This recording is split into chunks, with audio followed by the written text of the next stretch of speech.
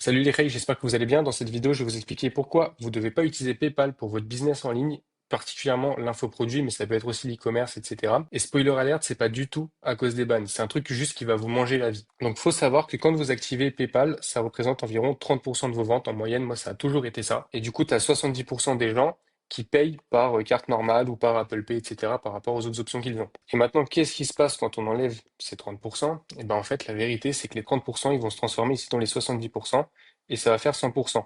Ou aller à la limite 95%. En fait, vous n'allez pas perdre votre taux de conversion tout simplement en désactivant PayPal. Les gens s'en foutent. Les gens utilisent PayPal s'ils ont l'option d'utiliser PayPal. S'ils n'ont pas l'option, ils vont juste payer comme quelqu'un de normal à partir du moment où votre site ils donne confiance, qu'ils ont vraiment envie d'acheter votre offre et que vous les ramenez pas sur un checkout éclaté, fait vite fait sur System.io avec des marges qui sont pas maîtrisées et puis un design qui fait vachement douter. Bon, alors ça finalement c'est très bien si vous voulez, mais on s'en fout. Bon d'accord, ça change pas le taux de conversion. Le vrai souci sur PayPal, c'est que les gens, ils ont un bouton litige. C'est pas comme avec la banque où ils sont obligés de téléphoner pour te scam la gueule, littéralement. Ils vont dire oui, je me suis fait arnaquer, etc. Le produit, il est bon, t'as beau faire le meilleur produit, il y a des gens qui le font. Ok? Sur PayPal, là, il y a trop d'abus avec les litiges parce que c'est juste un putain de bouton et PayPal, il cherche pas à comprendre. Il te bloque directement l'argent et ils peuvent te niquer ton compte aussi très rapidement. Donc, qui dit litige dit fonds bloqués. On a aussi une limite de withdraw, je sais plus comment on dit, de transfert en gros vers ton compte bancaire. Par exemple, ils vont te dire cette semaine, tu as le droit de verser seulement 500 euros vers ton compte bancaire, même si tu as encaissé 2, 3, 5 000 euros sur ton PayPal.